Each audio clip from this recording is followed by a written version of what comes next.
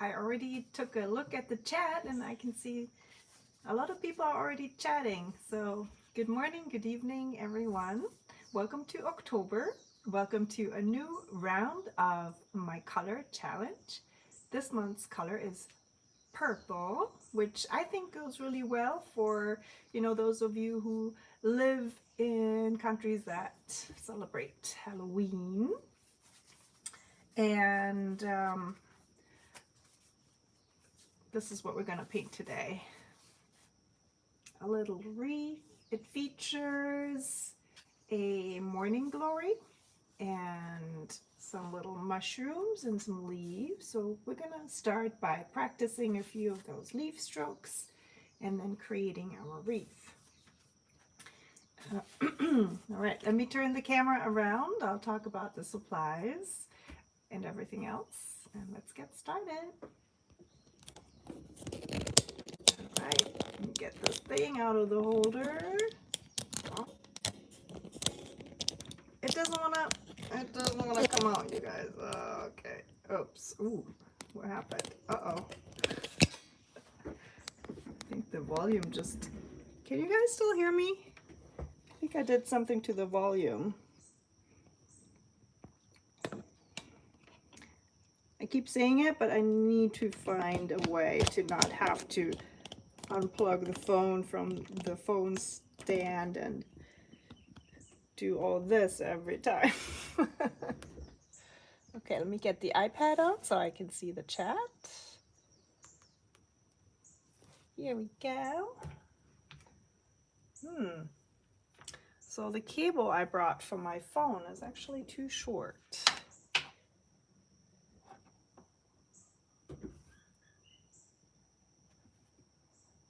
Oh, wow. Okay, so on my own screen, it says that there was a problem. No, seems fine, right? You can all see me, hear me. It's all good. My own YouTube's telling me that there's a problem. Okay, just real quick, let me get my other charging cable. I think I have it right here. So, new month, you guys. Crazy, October already. It's pretty much the beginning of a big birthday season for literally almost everyone in my family except for myself.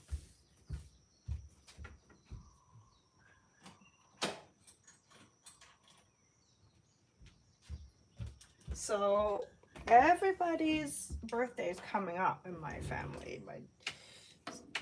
It's really something. It's October, November, December. It's like one after the other. Oh, I have to unplug something now. I'm sorry about all this looking for a cable. I usually have one here, so I'm not sure why. Oh, I know. I went away for a couple of days. I took the cable. Now we're all set. Apologies again. So yeah, how about you guys? When's your big birthday season? So for me, definitely fall and winter. Everyone.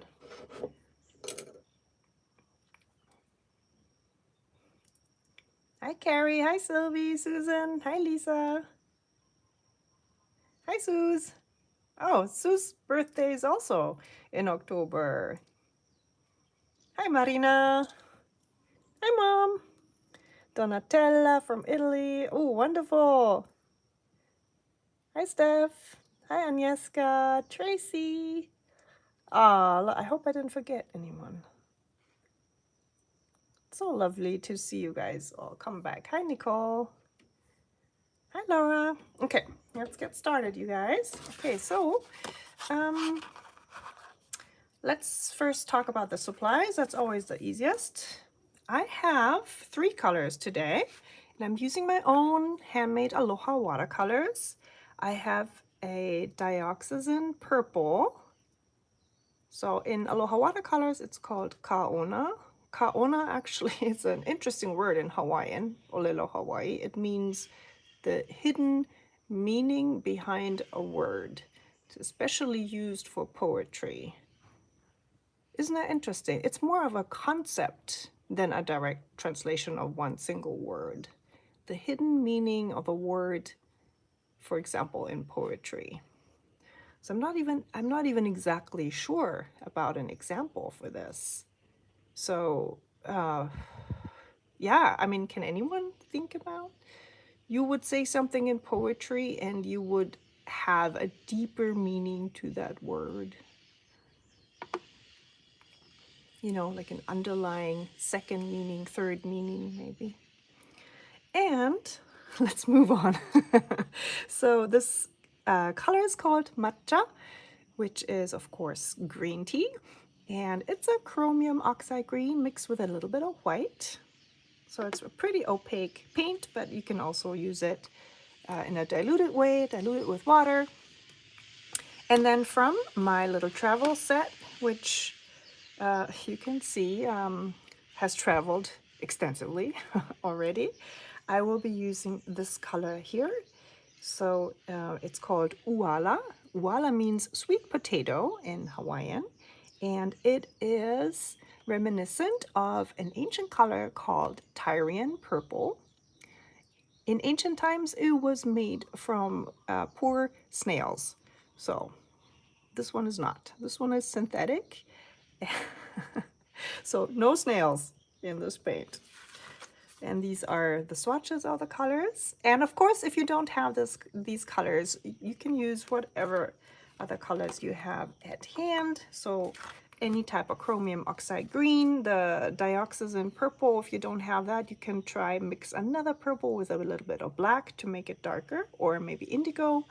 And this one, you can instead use an ultramarine rose, or also mix it with like a pink and a little bit of Prussian blue, for example. You should get a similar shade. And the paper I'm using is called Khadi.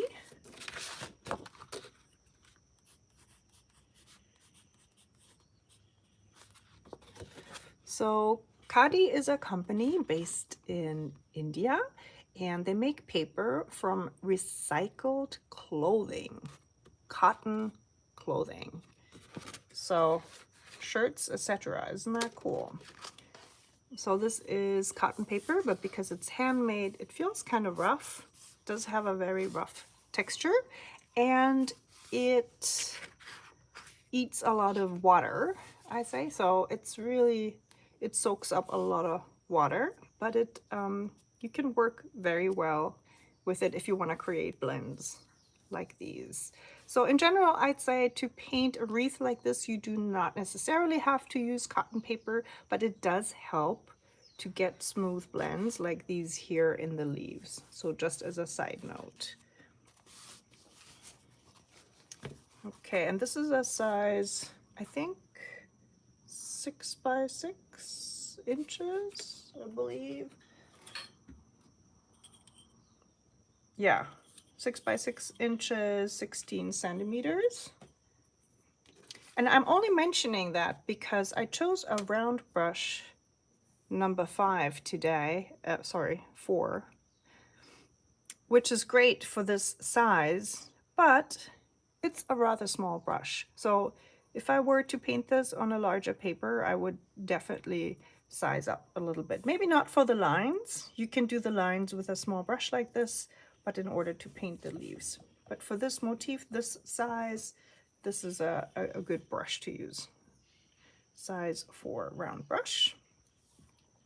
I do have a circle maker. This is a Helix circle maker, but you do not need a tool like that. Just use anything that is round and will make a good circle for this size. You know, you can, I mean, you can literally use whatever you have, or a bowl maybe, and a pencil. So in order to use it with the Helix circle maker, I actually really like to use a regular pencil, so not a mechanical one where the lead might snap off.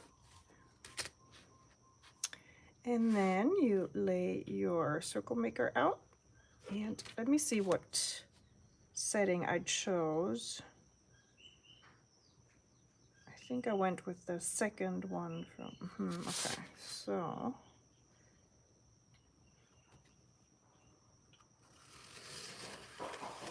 All right, here we go. We have our circle, and this is a pretty strong line there, so I'm just gonna roll over this, and I guess you could call this another supply I have. This is a kneadable eraser by Faber-Castell. You can just roll it across your pencil marks so that the pencil almost disappears, because as all of you know at this point, I'm sure, once you paint over pencil, you can't erase the pencil mark anymore.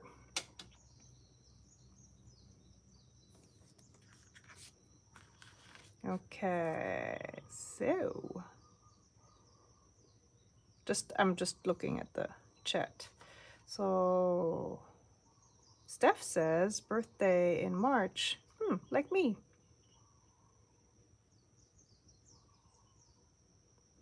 Marina's family, all in June and July, all in the summer.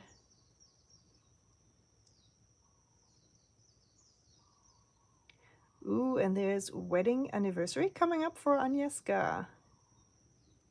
She's Goat Babe in the chat, by the way. By the way, Agnieszka, I mean, how do you come up with this name? Do you have goats? Just wondering.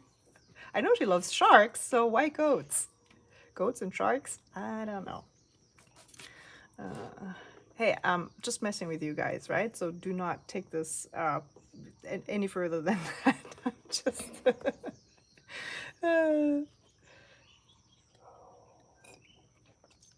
I only do this with people I know a little better, so I know you guys can take it.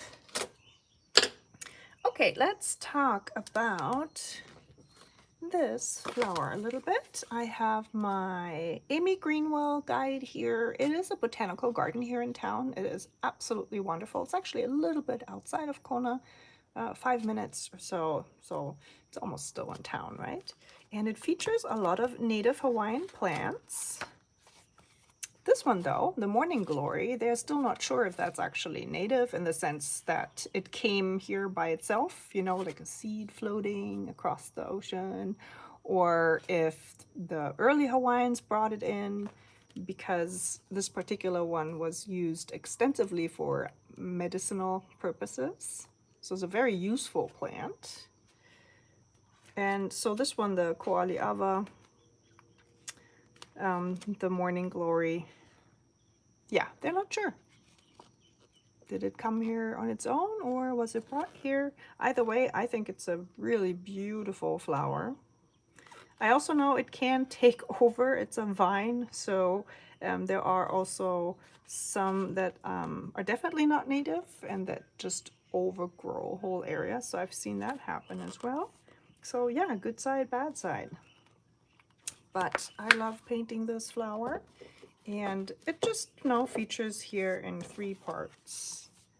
Just like a side view, a bud, and then like a semi side view up here. And then we're gonna just add a few leaves. Gonna practice this in a second. Some swirls and then some shrooms. Okay, so in order to paint some leaves, just rearrange things here. It's actually not a good idea to have the water on the left-hand side, so let's put it over here. I'm sorry I'm a bit all over the place today. I stayed up really late last night. I finished my first Birdtober prompt. That is actually a challenge that I participate in every year. Started 2 years ago. And yeah,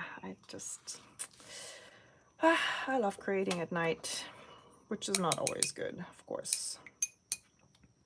So dip your brush in the paint, in the water, then pick up some paint. And I'm gonna zoom in so you can see what I'm doing.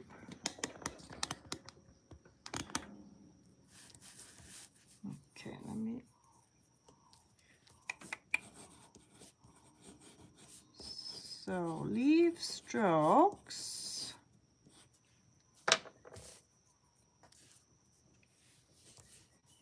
So your round brush has a tip.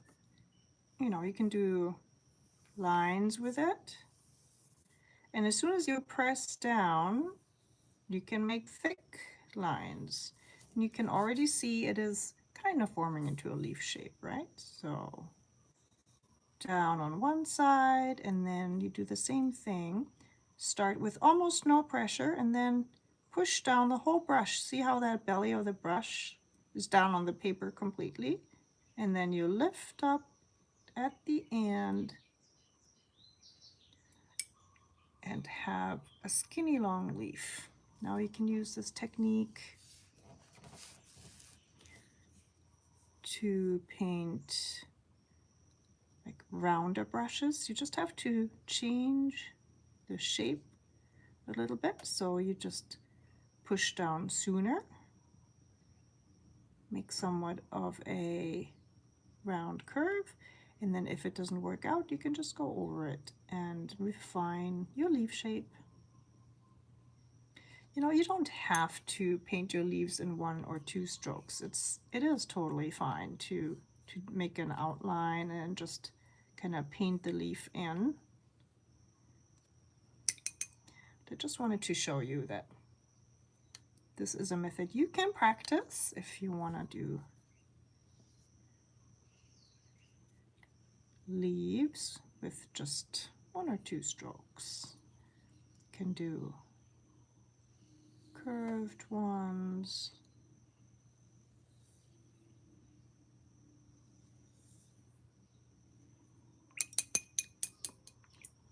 Another nice technique is to paint your leaf just with water at first. So just some water. And this is not a good paper for doing this technique. But if I were to use better paper, the water wouldn't soak in like that, and I would be able to mix it better. But this is basically just cartridge paper.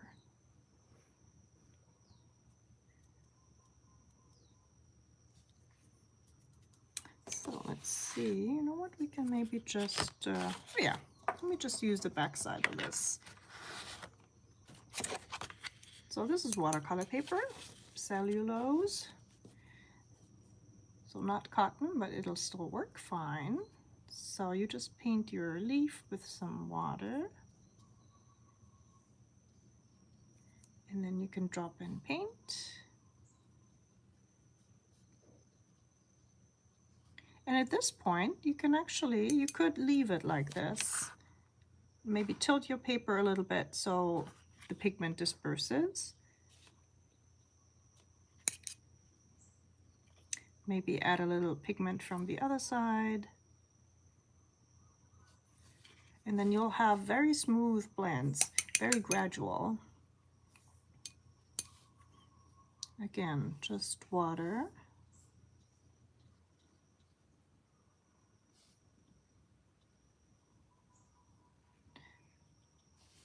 And depending on the paper and the paint you use, you don't have to do anything much with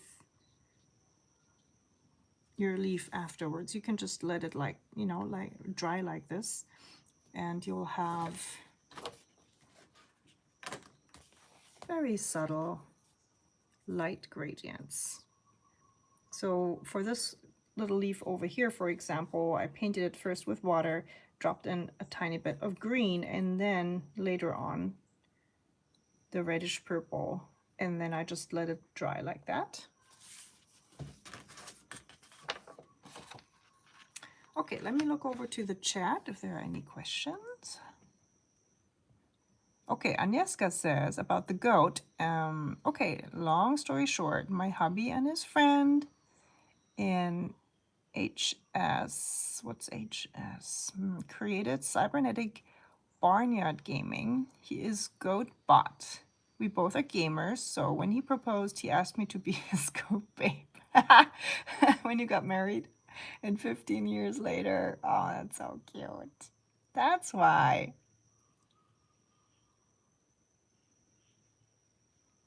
Okay, so CNBY.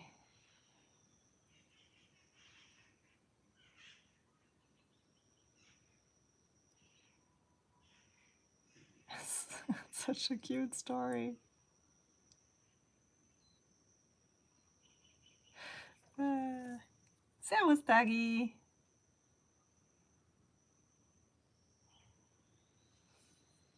Okay, so Agnieszka, I'm not sure about the acronyms, but because I have literally zero idea about gaming. I used to date a guy who loved gaming and he tried to like get me into the groove too, but I don't know, I like painting. I tried it a few times and I failed, how do you say, spectacularly. I was like the person who kind of always never made it past level 1. Or, you know, even died in level 1. So level 1 is actually to just kind of walk around in any game, I believe, and just get yourself acquainted to the environment, right? But Keiko is like, okay, I'm dead, I'm out. So, but hey, I tried. It counts, right? Okay, my dears, let's get to our wreath.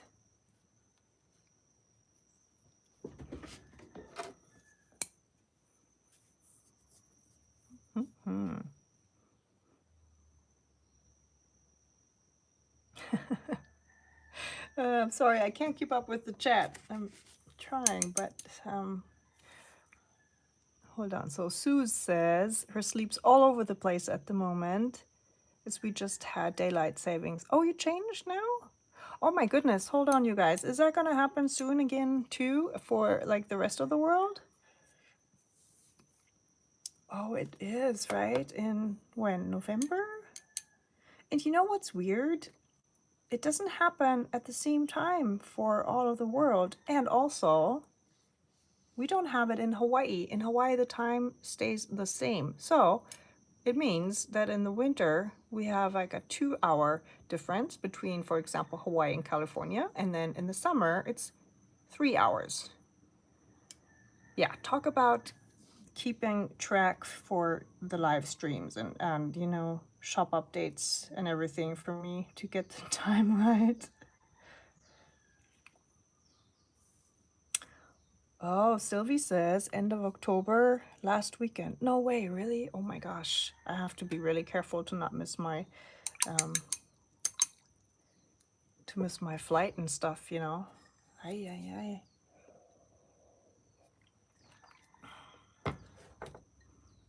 That's so interesting. Yeah, and in America, it's not the same weekend as, for example, in Germany and other countries in Europe.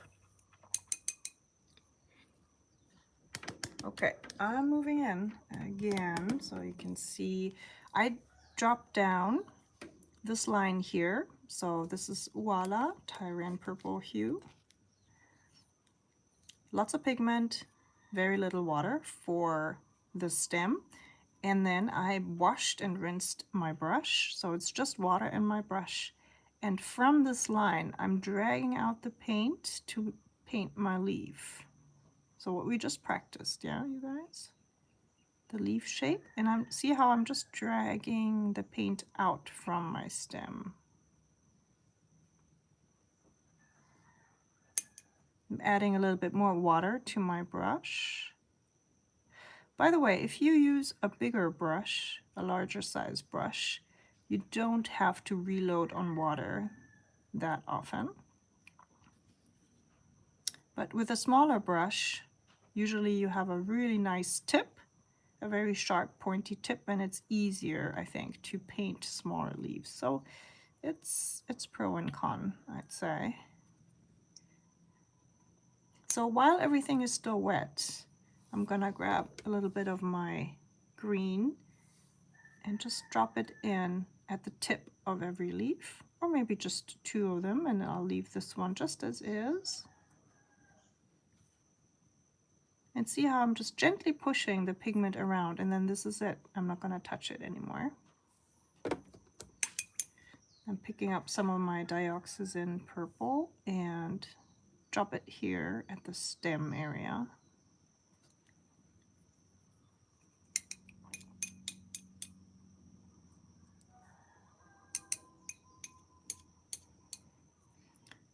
So Agnieszka says November 2nd. See, it's a week later than, for example, in Germany with the daylight savings time change.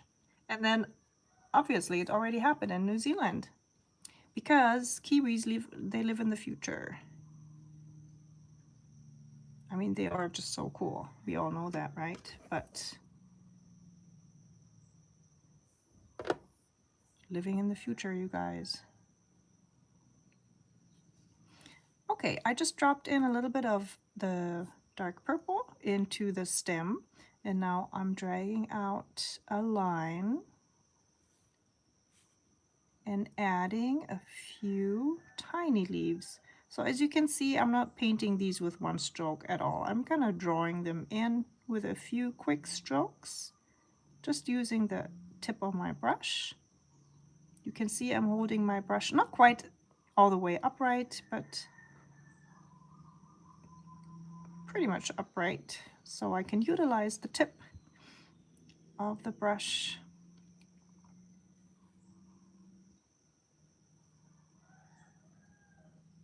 You'll see me jump around a little bit in my wreath occasionally.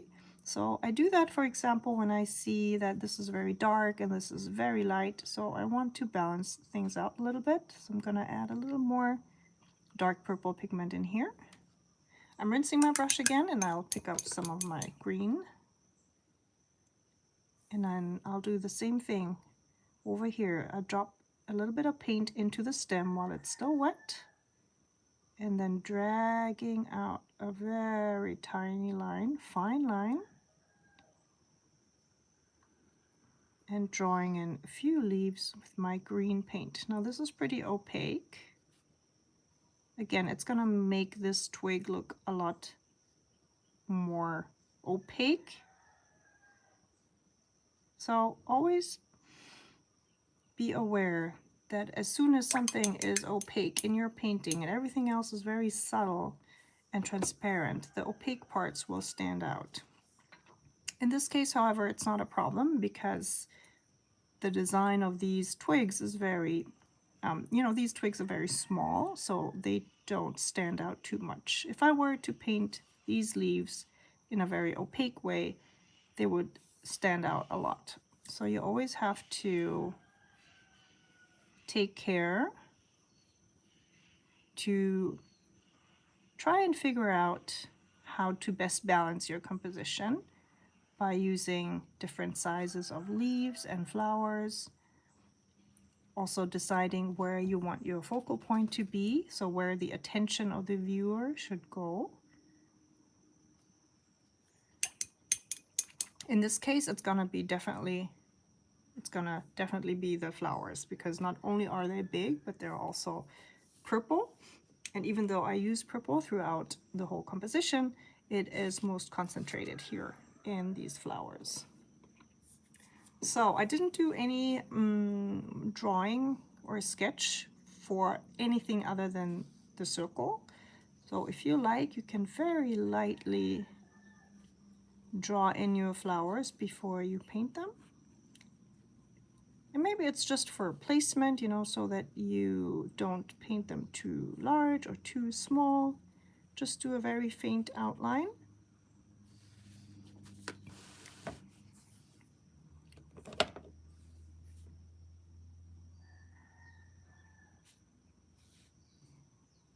So I just saw over in the chat that Marina says she wished they didn't have time change in California.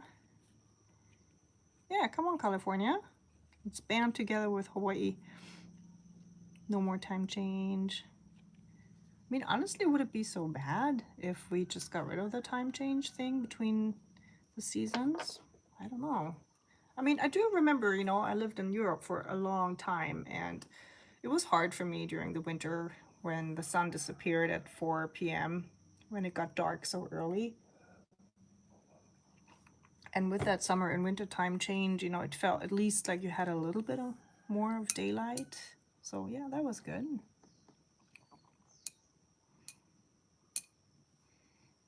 Okay, now let's tackle our flowers. Is this close enough for you guys? Just let me know. So for the flowers, we pick up a tiny bit of green and put that in the center.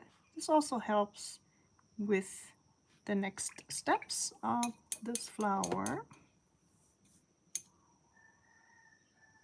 So next, my purple and my little cute palette. So Glenda asked me where I got this palette from.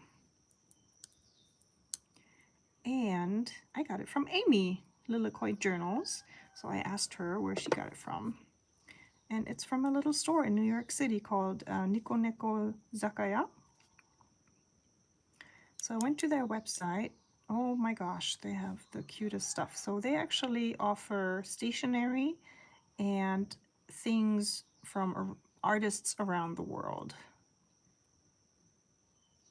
But of course, this little palette is sold out. So, and the artist is from Argentina, so I'm not sure if they'll restock it. So, with a lot of water and just a tiny amount of purple pigment, I'm kind of dabbing my brush around the outline of my flower here. This flower is super delicate. Very delicate flower, very thin, which means it crinkles everywhere. Has a lot of folds and crinkles, and you can kind of display that by not painting lines, but more like dabbing your brush like that. And make sure you leave some lines for here in the center of every petal, and also in the center of the flower. You don't want to touch the green at this point. So we're creating a 5-star shape here. And then once this is dry, we'll add some details with the reddish purple. Okay, I'm picking up some more of my dioxazine purple, and I'm just gonna dab a few times. 1, 2, 3. 1, 2, 3. In the parts between the petals to make those a little darker, and here as well. And then again, you can see me not really do anything else with the paint. I'm just gonna let it dry like this and do its thing.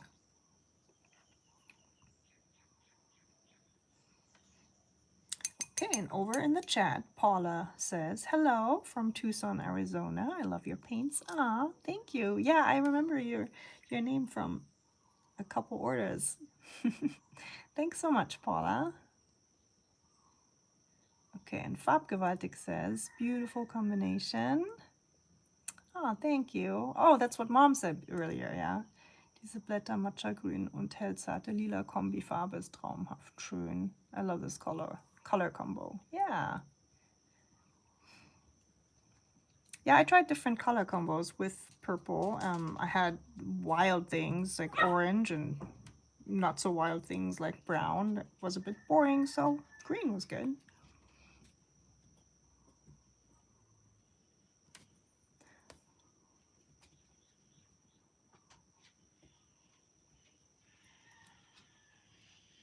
Oh, did somebody say there's no time change in Arizona either? Wow, it's a state thing? Oh, that's what Marina just says. It's a state thing. Huh, really? Fascinating. Okay, so for all of you who don't live in in America, in the United States, you know, we do have a system where like the overall government decides on things, like this would be federal, and then there's also things that can be decided by the states. And I did not know the time, summertime, wintertime is like that. That's interesting. Okay, for the next one, this is the side view of the flower. We're gonna start with just water. And so that you can see what I'm doing, I'm gonna actually add some pigment, but for you guys, just use water, okay? So you just all do this with water, and then you'll drag your water down and paint strokes like that.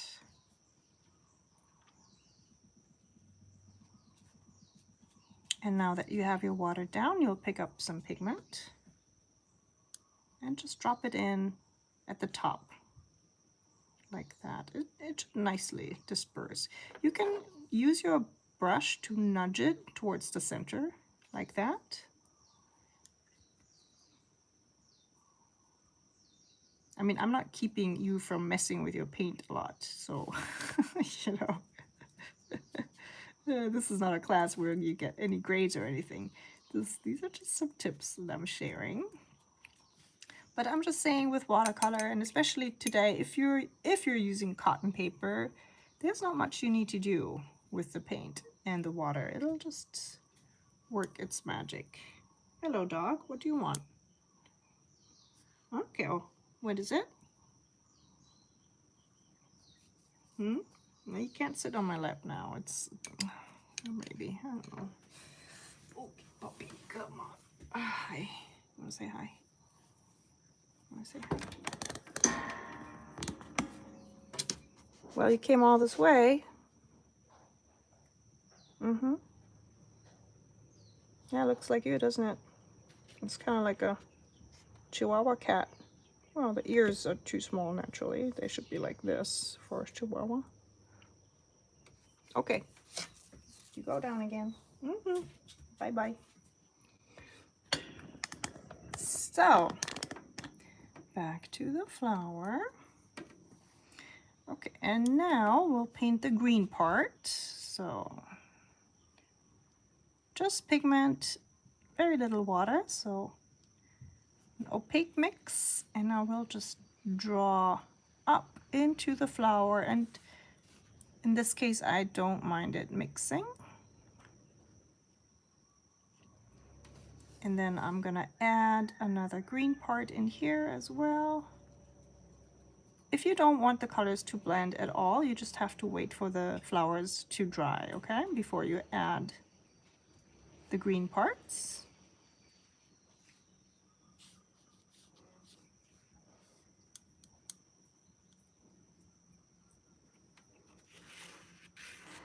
And then for the last one, that's just the bud. Again, we'll paint mostly with water, but again, I'm gonna use a little bit of pigment so you can see what I'm doing. Just paint the whole thing first, and then pick up just pigment, very little water. Place it along the bottom side of your bud, and then also here in the top area. Again, you can see me only dab my brush like that to indicate the crinkles and folds.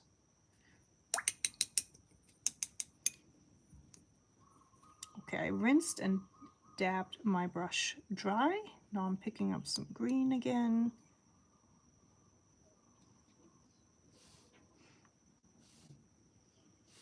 And every time you connect the different parts of your wreath, and if you know, when they're still wet, you'll have some nice blends. Again, if you're working really wet, then you might want to dry for the parts, individual parts, to dry a little bit.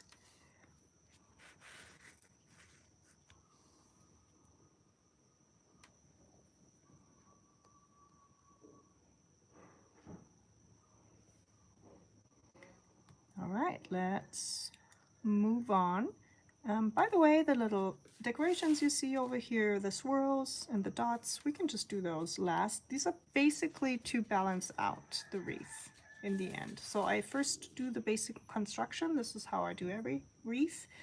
And then I'll just look around and see, you know, what's missing, if I can add something. to make it seem more full, more balanced.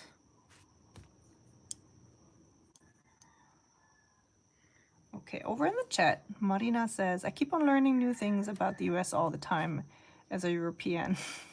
6 years I've been in the US and still so much to learn, it seems. Oh yeah, oh absolutely. I've been here almost 10 years and still so many things I don't know. Servus Tanja. Hallo du Liebe, ich habe deinen Kalender bestellt. Hahaha.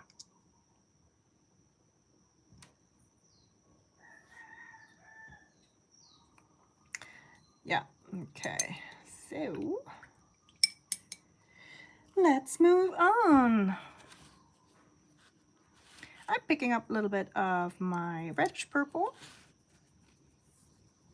and drawing a line. If you have trouble drawing lines like that,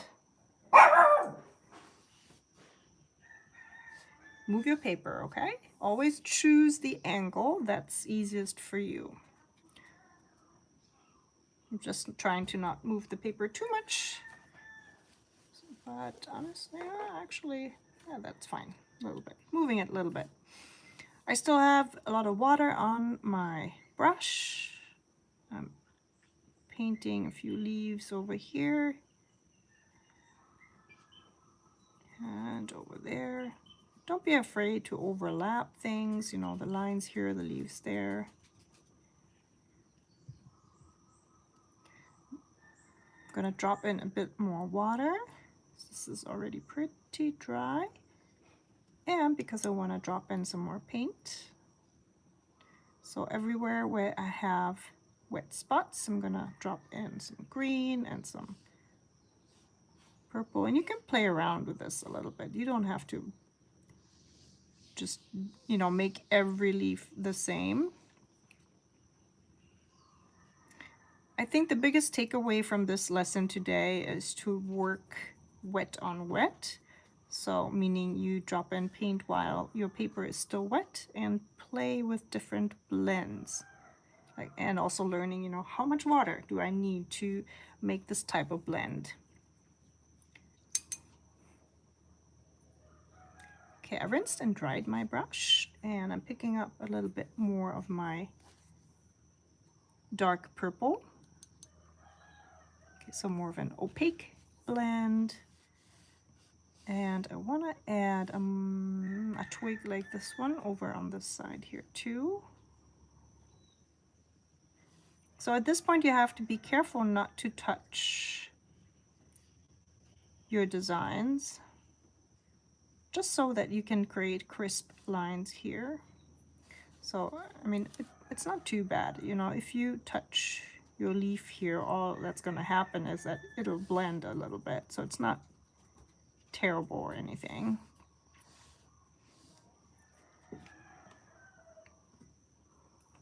It'll just create some more blends. Okay, so let's do the shrooms first. And again, I didn't make any sketch for the mushrooms. So you can just very lightly draw in the hats like that and the stems, just so you know where they're located in your wreath. And then we have another mushroom over here for balance. So these are really just mushrooms from my mind. I mean, I did not look at any references or anything. I do believe we have native mushrooms in Hawaii. I'm actually not 100% sure what they're called. So I did not look that up. And I'm filling the mushroom hats with a very diluted version of green, lots of water, and you can see it just touched the leaf and now it's blending, which is fine. And my other shroom on this side too. Puppy, what are you doing? Oh. Uh-huh. Is it the hunger talking? Picked up a little bit more green, less water, more pigment. Dropping it in at the top all my shrooms.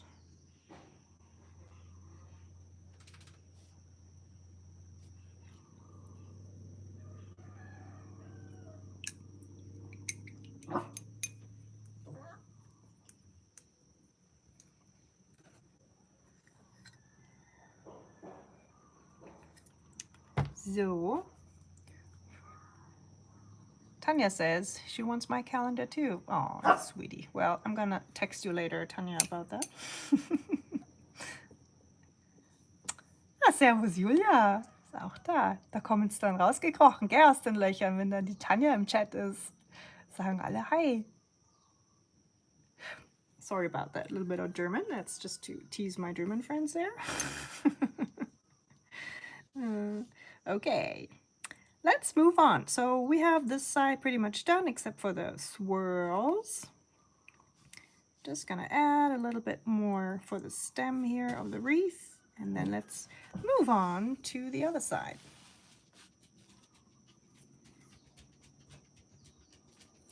Okay, I have water in my brush, almost no pigment. Drawing down the curved line, this, and then I'm gonna pick up some of my green.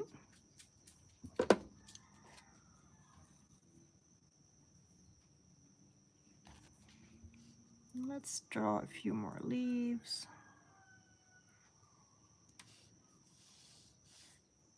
Smaller ones. You can see me change directions on these leaves, meaning that this one I started at the stem going towards the tip. This one I started at the tip going down. There might be a way for you where you feel more comfortable painting them. Another thing you can test out today and practice today. See if you have any preferences. Rinsing my brush again, picking up some of that reddish purple, dropping it in my leaves that are still wet, picking up a little bit more pigment, and adding a few small leaves.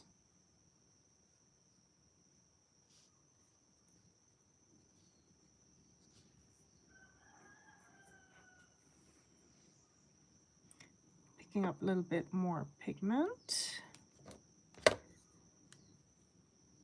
reddish purple, and drawing in the foot of the mushroom. I'm careful not to touch the hat at this point. And I'm dabbing my brush down on the wet stems like this to push in more of my reddish purple pigment into the green leaves. See? It's pushing away the green pigments. So just making space for the reddish purple here. And again, I'm going to leave this now as is. Let it dry. I'm moving back to my two small little mushrooms over on this side to add the foot.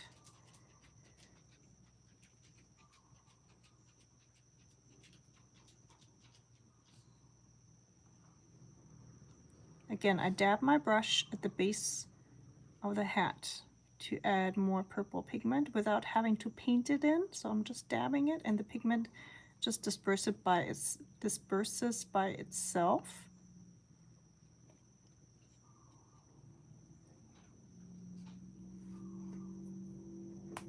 Okay, so we have the overall design of the wreath, and now we can look at where to add more details to make it more balanced. You know, I can see that over here is a pretty big chunk of material, so it's kind of heavy, but I have the same thing going on over here, so it's actually already pretty balanced, I'd say.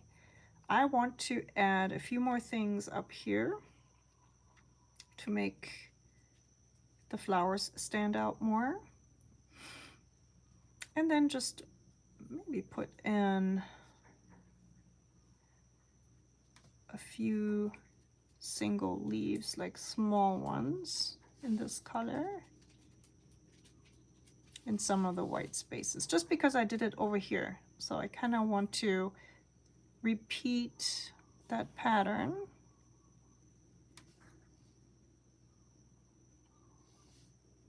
And then some swirls here. Okay. Hi, Carrie. Carrie says, hey, arriving late, had to get a haircut. I love this wreath's colors. Thanks. Yeah. Took me a while to come up with this color combo, but I'm also liking it a lot.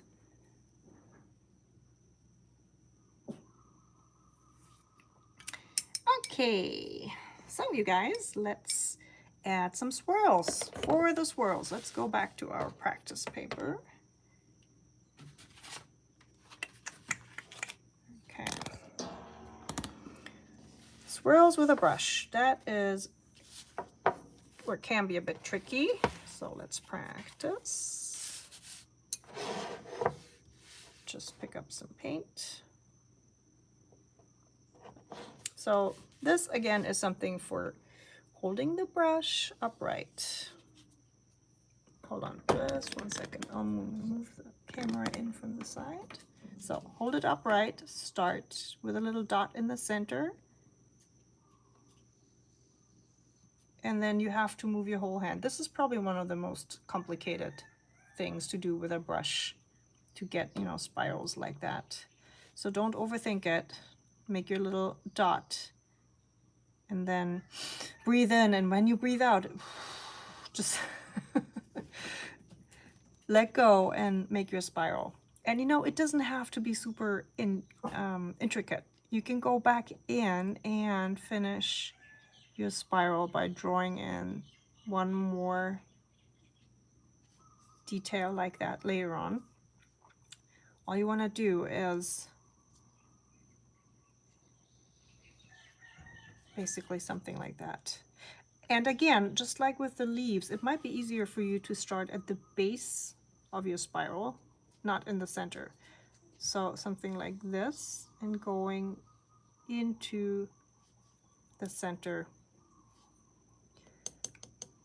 I think for me it's easier to start in the center and go outwards, but again, please practice and see what works better for you.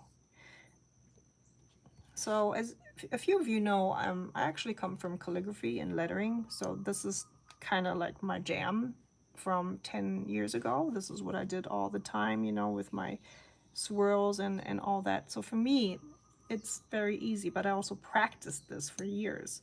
So if this is not coming easy for you, don't worry, you know, it takes some practice. If you don't want to ruin your wreath with wonky swirls today, then just by all means take a colored pencil and, you know, draw in the swirls. No shame about that at all.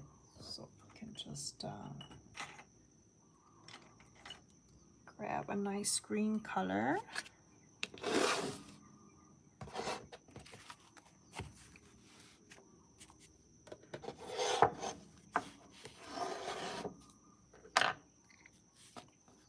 And just do colored pencil swirls. This is a water-soluble color pencil, so it's very soft.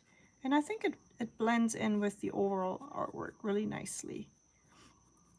And then I recommend that you add a few more details with your colored pencil, just so that everything blends better together, all the materials. It might look a bit weird if only your spirals are made with colored pencil. Now you can add a few dots here and there with your colored pencil.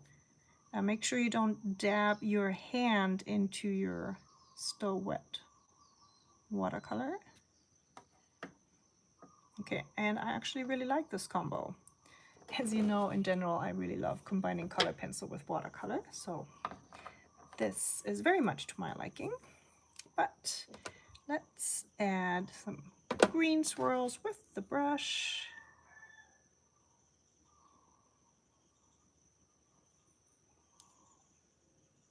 It's still pretty opaque.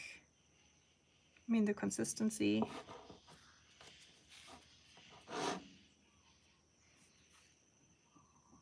Okay, so swirl number one, and then let's add another one like that. I really think this is kind of chunky here, so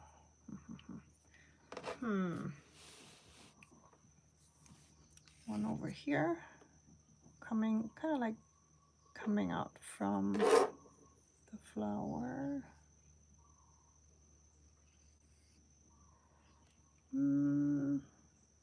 Oh, also, these all go in the same direction, yeah, counterclockwise. So I always make sure I have a few that go into the other direction. Actually, this is clockwise, I'm sorry, clockwise. And I want to do some that are counterclockwise. So for example, up here. And if it's easier for you to draw these in with a pencil first, I'm just thinking of this now, should have thought of this earlier, then by all means do that. Whatever, you know, is easiest for you.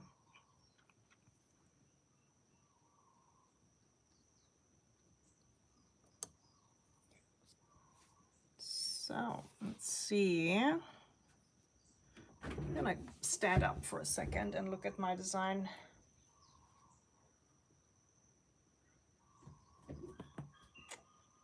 I feel like maybe one over here too. We're down there, we're down here. Make this even bigger, this corner. Okay, you guys, I'm just thinking to myself here, as you can tell. Because even though I kind of try to make the same design, you know, as in the original here, it always turns out a little different. And then I change things up a little bit.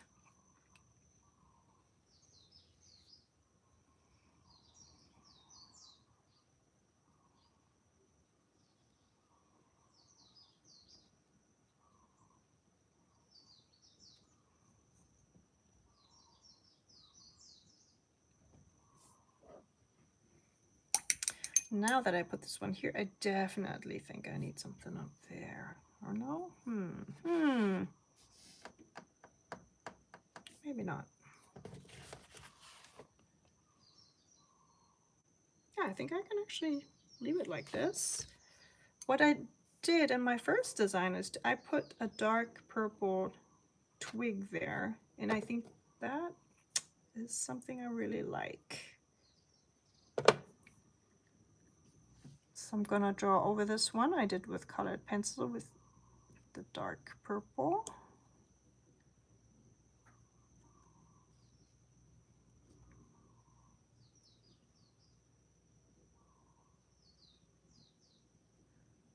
So apologies for jumping between the leaves and inside the design so much, but it really is kind of like you evaluate your design. You know, when you feel like you're almost finished, then you just go back and add a few more details for more balance. So in the beginning, you know, I can take you step by step, but at some point I'm just gonna kind of jump around.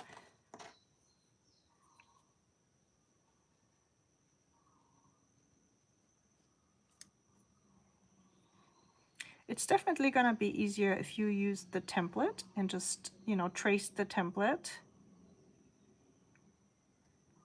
which is of course why I provide it for you guys, so that you can just relax, put the template on the paper, and just follow the techniques and the colors, more than having to wreck your brain about how to make that design work.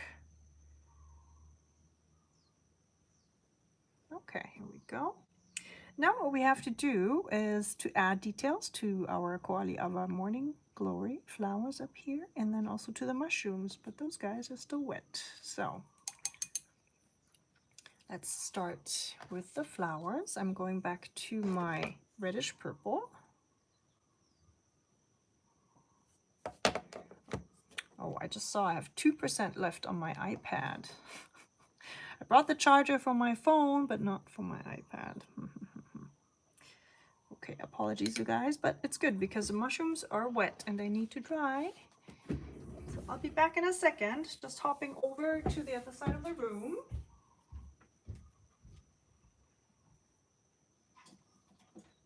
Grabbing the cable.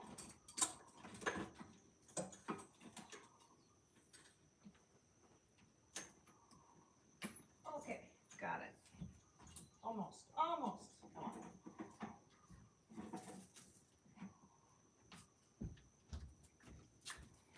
And here I was thinking I was well prepared today.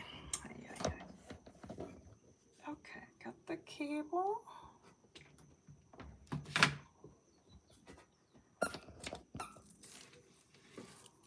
And of course the slot is on the side where I don't need it. It's always on the other side, isn't it? You set something up and then the cable goes into the side. That is very inconvenient. Almost there. Okay, here we go. Saved it. Last percent of battery. Whoop, whoop.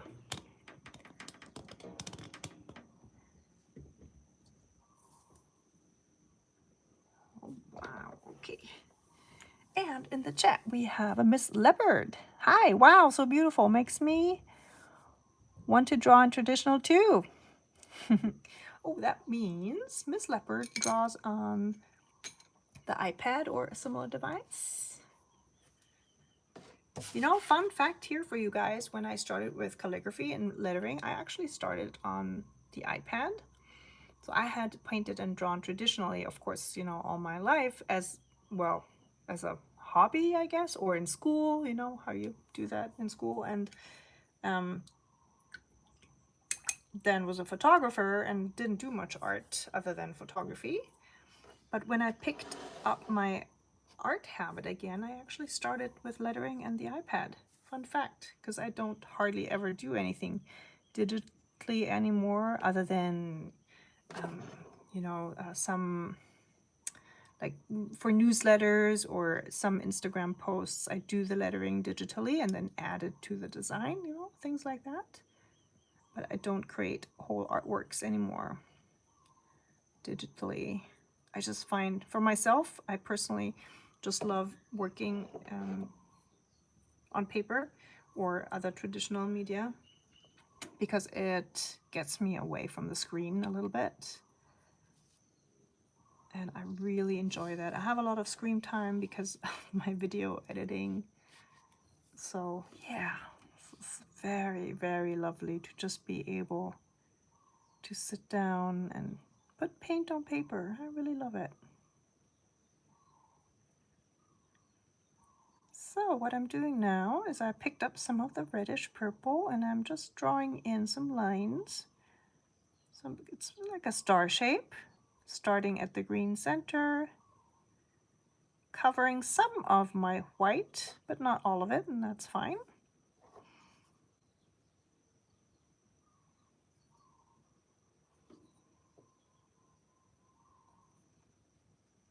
Adding a bit of purple here on this side of the flower, and then a little more on the bud here as well for some more definition. I feel like the green part, the stem part, is a bit too small, so I'm going to add a little more.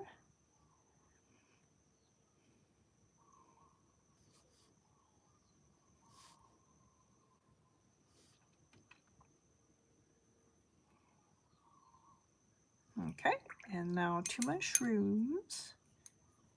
So these guys are still wet, so I'm going to just focus on the other one. Picking up lots of pigment, very little water. Holding my brush upright, making sure I don't dab my hand into the other mushrooms here. And adding some fine lines for details. And you want to make sure you follow the shape of the mushroom. So don't just make straight lines. You want to follow the shape of the mushroom like that, okay?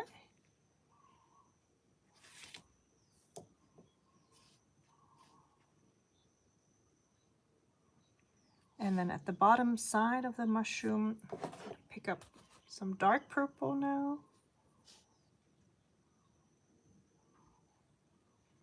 Forgot the name in English. I think in German it's Lamellen, Pilzlamellen for these little guys here. So to indicate the underside of the hat of the mushroom, you can add a few lines like that. So all I did here was starting at a center point and then just kind of going around like that. Kind of like an umbrella.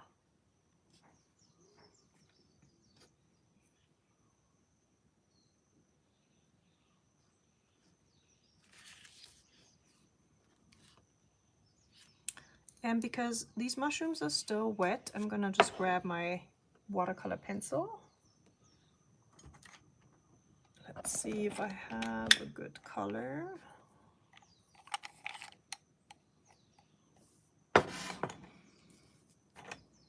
Okay. This is a super color. Violet purple. Oh, perfect. I do usually make swatches because I mean, this is very close color-wise, but there are some companies out there who color cover their pencils and it's not really what comes out. So I'm looking at you, Derwent. So the Derwent Inktense are sometimes color coded where, you know, it really doesn't match too well. And I get it. I mean, it must be tricky, you know, to find the best way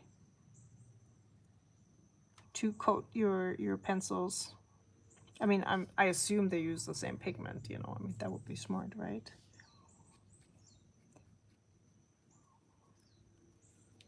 So,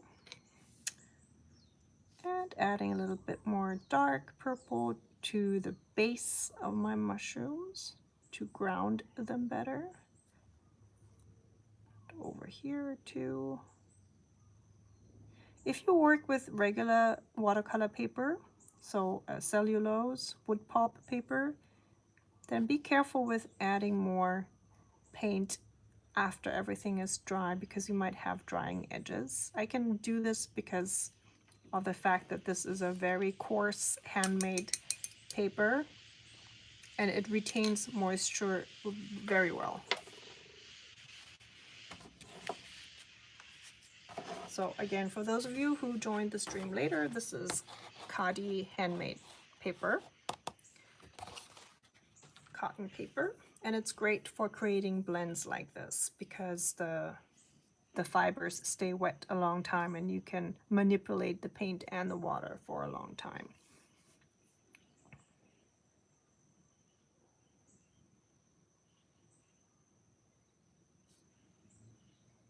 Okay. Miss Leopard says, I will draw something after work. Oh, that's fabulous. I'm so glad that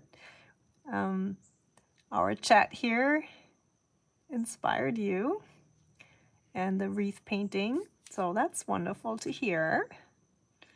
Julia says, Lamellen sind die auf der Unterseite des Pilzes. Ja, genau, die Unterseite. Das Wort auf Englisch habe ich vergessen. So yeah, I'm not sure how to call these things here. These, you know, things in English.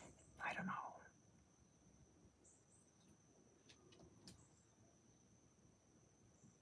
Okay, Sylvie wants to know. So she has the same Khadi paper pad from Stifteliebe, but I notice I can't paint over it with my pencils, only my Prismacolor work. Oh, interesting. Is it possible that some papers just don't do well with pencils on watercolor? Oh yeah, absolutely. Oh, hold on, it's not, oh, it's not Khadi. Okay, sorry. Oh, you mean it's the Hahnemühle? The Stifteliebe Hahnemühle paper? Their own brand? That's interesting because it's the Hahnemühle expression. I usually find that really easy to work with watercolors and colored pencils. I mean, other than it has some texture, and that might be the problem.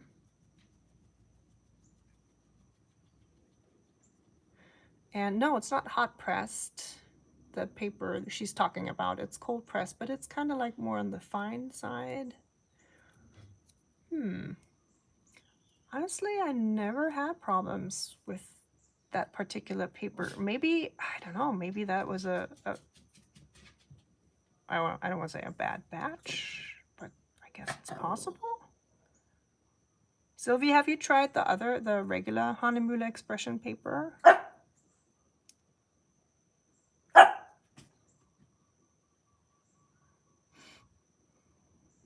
Okay, she says, I'm happy the Prismacolor work. Or maybe we're not talking about the same paper. I'm not sure. I do have it. I tried it myself.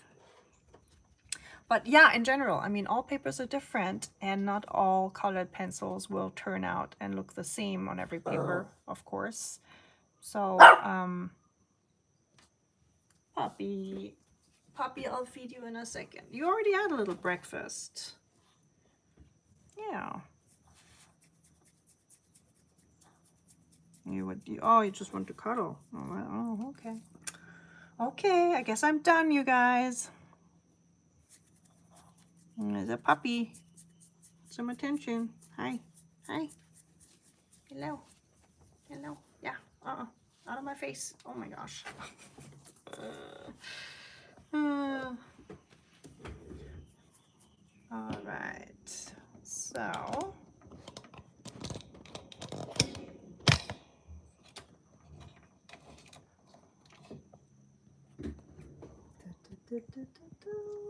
All right, everyone. Oops, don't fall down, puppy. Here is the dog, the little rascal. So, yeah, no licking. Okay, you guys, I hope you enjoyed today's stream. Don't eat the hair.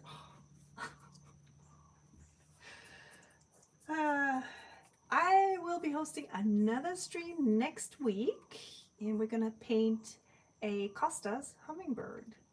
So for next week, I thought, because I'm also participating in Birdtober, so the bird challenge inspired by Inktober this month, you know, I figured I can do a little collaboration between Aloha 25 October and Birdtober. So next week's prompt is going to be a beautiful little hummingbird that features the color purple prominently, or at least the male Costa's hummingbirds do. So I think it's in exactly 1 week, next Wednesday. But please always make sure you check my Instagram stories and also sign up to my newsletter so you stay in the loop about new live stream dates. All right, you guys, I wish you a wonderful day, evening, morning, wherever you are. I'm gonna go. Yeah. Okay, bye. Oh, you. Let me find the button.